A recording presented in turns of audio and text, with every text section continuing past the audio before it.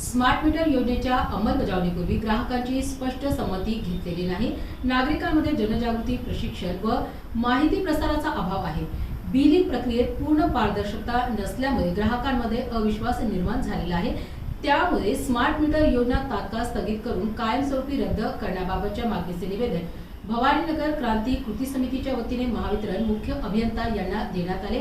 मागणी मान्य झाली नाही तर जनतेच्या व्यापक हितासाठी लोकशाही व संवैधानिक मार्गाने तीव्र जन आंदोलन उभारण्याचा इशारा भवानीनगर क्रांती कृती समितीच्या वतीने देण्यात आला।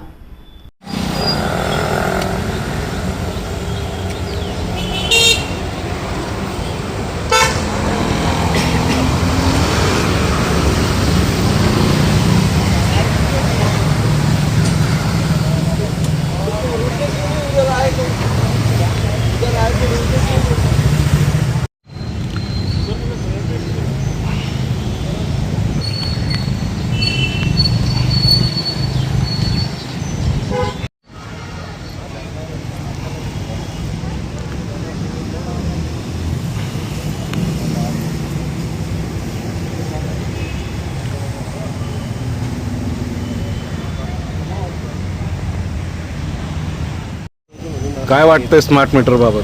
आम्हाला नाहीच पाहिजे सर ते आता जसं भाऊनी सांगितलं आम्हाला तसं आम्ही काय करू? महिला आहेत, मग आम्ही महिला काय करतात तुम्हाला माहीतच आहे। मग आणि सरकारपर्यंत हे जाणार म्हणजे जाणार, आम्हाला ते मीटर पाहिजेच नाही।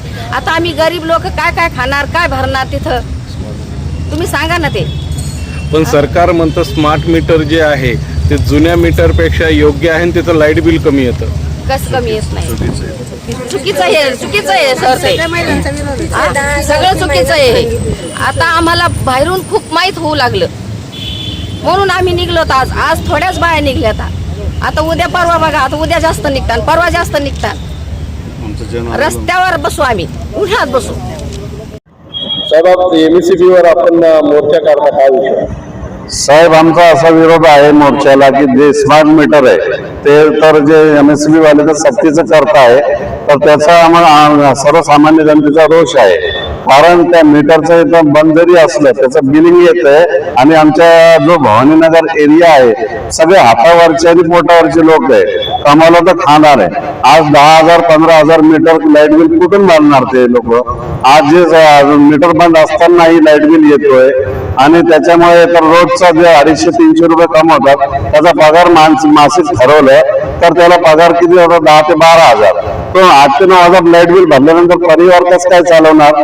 म्हणून सर्वसामान्यांसाठी स्मार्ट मीटरला आम्ही विरोध करणार आहोत आणि ते आमच्या एरियामध्ये आम्ही कुठल्याही पद्धतीत आमच्या एमएससीबी वाल्याला आणि जो काही असेल जे कॉन्ट्रॅक्टर त्याला आमचा विरोध आहे आणि स्मार्ट मीटर आणि हद्दपार करू केल्याशिवाय राहणार नाही। स्मार्ट मीटर हा जो प्रकार आहे हा ऐच्छिक आहे, हे प्रत्येकाला कंपल्सरी नाही। हा सर, शासनाच्या नियमानुसार जे बाबासाहेब आंबेडकरच्या घटनेनुसार आणि माननीय मुंबई हायकोर्टाच्या नियमानुसार 2003 पासून हा ऐच्छिक निर्णय म्हणजे जे आहेत ग्राहक त्यांच्यानुसार त्यांच्या लेखी संमतीनुसार हे कायदा आहे। कायदा बोलतो की तुम्हाला जर ग्राहकाची संमती असेल तरच तुम्ही त्याला मीटर बसवा।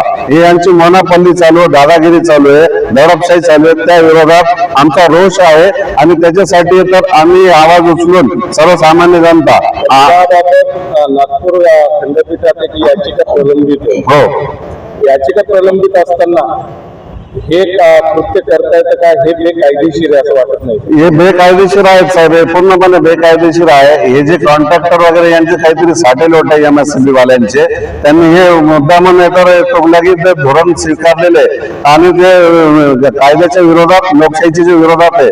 कारण तुम्ही असं कोणावरती बळजबरी लागू शकत नाही सर। काय वाटतंय, अदानीचं पोट भरण्यासाठी हा अट्टाहास आहे का?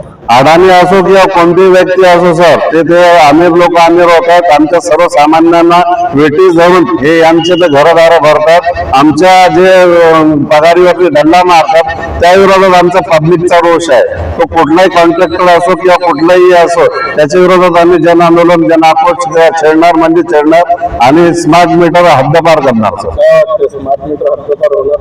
हा, हद्दपार व्हायलाच पाहिजे। आणि जर यांनी आमच्या याच्या मनाविरुद्ध इच्छेविरुद्ध जर यांनी सक्ती लादली त्याच्या विरोधात आमच्याकडे लोकशाही मार्गाने कायदेशीर बाब त्यांना विचारू, असे धरणे आंदोलन छेडू, आमरण उपोषणाला बसू आणि जर नाही केले सर्वसामान्य जनता एकत्र येऊन आम्ही हायकोर्ट आणि सुप्रीम कोर्टाचे पण दरवाजे ठोठवू.